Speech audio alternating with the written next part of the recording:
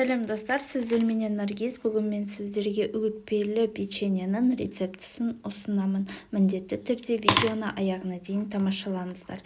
Ең алдыменен үлкен ыдысымызға бір жұмыртқаны, 2 ас қасық қантты, дәміне қарай тұз және де 1 шай қасық қопсытқыш, 100 грамм бөлме температурасындағы сары май, 100 грамм қаймақ.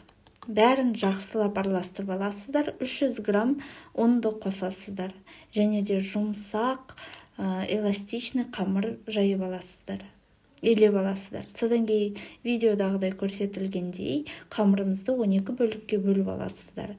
Содан кейін үстінен басып, видеодағыдай көрсетілгендей жасап шығасыздар. Енді финикімізді 2-ге бөлесіздер.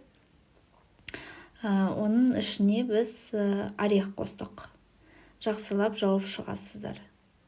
Енді тағы да видеодағыдай көрсетілгендей жасап шығасыздар.